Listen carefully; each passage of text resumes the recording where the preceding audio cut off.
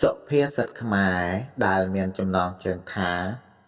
កុំទុកចិត្តបរទេសកុំទុកចិត្តអភិនេស្ក្រកុំទុកចិត្តអភិប្រាយអត្ថន័យអប់រំនៅក្នុងសុភាសិតនេះគឺកុំទុកចិត្តមនុស្ស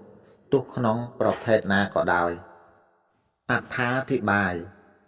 ព្រះរាជសម្ភារទ្រង់មានបន្ទូលថាឲ្យប្រយ័ត្នមនុស្ស3ពួកនេះគឺកុំទុកចិត្តបរទេសបរទេសគឺជាជាតិសាសន៍ទីតីពីម្ចាស់ស្រុក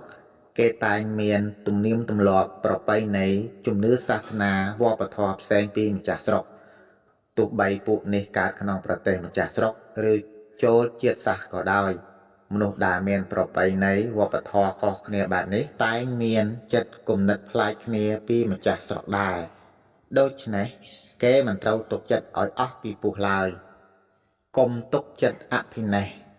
អភិនេស្ក្រគឺពួកជនដែលតាំងខ្លួនថាជាអ្នកប្រព្រឹត្តនៅព្រហ្មចារ្យធម៌ប្រកាន់ខ្ជាប់នៅសិលទានភាវនា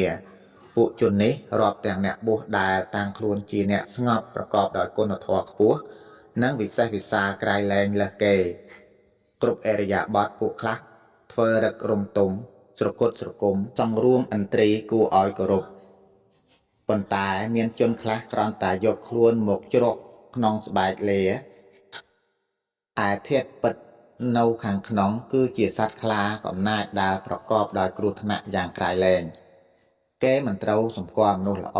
ឬអាក្រក់គ្រាន់តែឃើញសម្បកក្រៅប៉ុណ្ណោះសមដូចពុទ្ធភាសិតពោលថាអតិសន្តិបនិស្មសេ